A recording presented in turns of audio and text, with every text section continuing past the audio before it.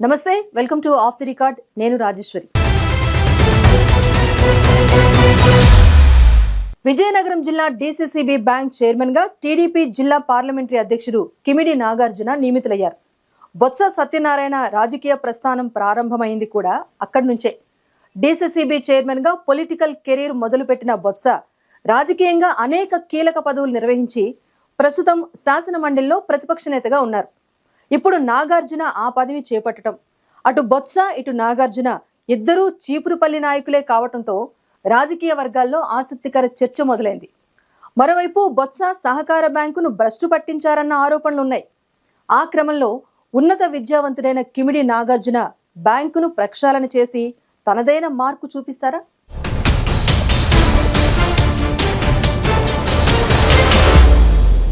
DCCB జిల్లా కేంద్ర సహకార బ్యాంక్. ఈ పేరు జనరల్ గా రైతులకు తప్ప మిగతా వారికి పెద్దగా పరిచయం ఉండదు. కానీ ఉమ్మడి విజయనగరం జిల్లాలో ఈ బ్యాంకు తెలియని వారు ఉండరంటే అతిశయోక్తి కాదు. జిల్లా రాజకీయాలను మలుపు తిప్పింది ఈ బ్యాంక్. అవును, మీరు విన్నది నిజమే. మాజీ మంత్రి, శాసనమండలి ప్రతిపక్ష నేత బొత్స సత్యనారాయణ ప్రభుత్వ పదవులు, క్రియాశీల రాజకీయ అరంగేట్రం ఇక్కడి నుంచే మొదలైంది. ఈ పదవి చేపట్టిన తర్వాత తిరిగి చూసుకోలేదు బొత్స. విజయనగరం డీసీసీబీ చైర్మన్ పదవి అంటే జిల్లా నామినేటెడ్ పదవుల్లో దాని క్రేజే వేరు. 1916లో ఈ బ్యాంక్ ఆవిర్భవించినప్పటికీ ఇప్పటికీ బొత్సకి ముందు బొత్స తర్వాత అని అంటారంటే దాంతో ఆయనకు ఎంతగా బంధం పెనవేసుకుపోయిందో అర్థం చేసుకోవచ్చు. ఈ బ్యాంకుకు 100 ఏళ్ల చరిత్ర ఉన్నప్పటికీ సత్యబాబు చైర్మన్ అయ్యాకనే జనబాహుల్యంలోకి వచ్చింది. అంతేకాదు, సత్యబాబు అవినీతి చరిత్ర కూడా ఇక్కడి నుంచే మొదలైందనే ఆరోపణలు ఉన్నాయి.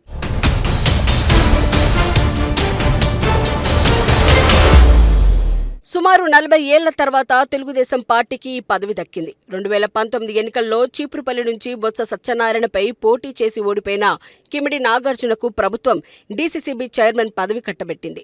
గత ఎన్నికల్లో కిమిడి నాగార్జున చీపురుపల్లి టీడీపీ అభ్యర్థిగా పోటీ చేయాల్సి ఉన్నప్పటికీ అనూహ్య పరిణామాల మధ్య కిమిడి కళా వెంకట్రావు అక్కడి నుంచి బరిలోకి దిగి విజయం సాధించారు. టికెట్ దక్కకపోవడంతో అప్పట్లో అసంతృప్తికి గురై అలకపాన్పు ఎక్కిన నాగార్జునను టీడీపీ అధిష్టానం బుజ్జగించి సముచిత స్థానం కల్పిస్తామని హామీ ఇచ్చింది. ఆ మేరకు తాజాగా డీసీసీబీ చైర్మన్ గా నియమించింది.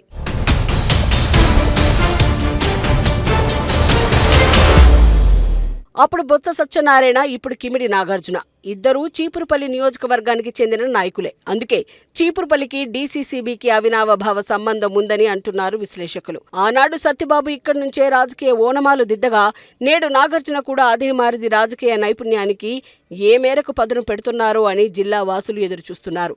పార్టీకి నాగార్జున అందించిన సేవలకు గాను అధిష్టానం ఆయనకు ఈ కీలక పదవిని అప్పగించింది. ముఖ్యంగా 2019 నుంచి 2024 వరకు అప్పటి అధికార వైసీపీ తప్పులను ఎండగట్టడంలో నాగార్జున ముందు వరుసలో నిలిచారు.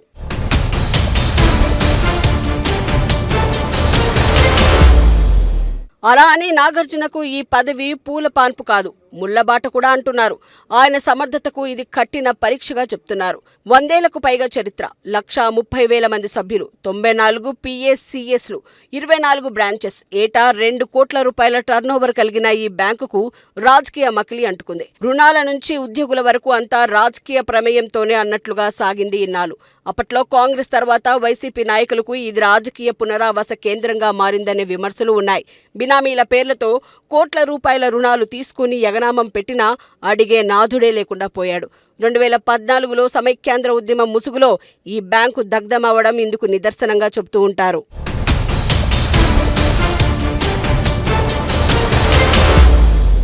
గతంలో విజయనగరం పర్యటనకు వచ్చిన ప్రతిసారి ముఖ్యమంత్రి చంద్రబాబు నాయుడు కూడా బొత్స సత్యనారాయణ డీసీసీబీని నాశనం చేశారంటూ పలు ఆరోపణలు గుప్పించారు. అంతటి అవినీతి ఆరోపణలు ఉన్న ఈ బ్యాంకును గాడిలో పెట్టడం అంత సులభం కాదన్న అభిప్రాయం ఉంది. మరి ఉన్నత విద్యావంతుడైన నాగార్జున ఈ బ్యాంకును గాడిలో పెట్టి దానిపై బొత్స మార్కును చెరిపేసి ప్రక్షాళన చేసి సరికొత్త అధ్యయనం లిఖిస్తారేమో వేచి చూడాలి.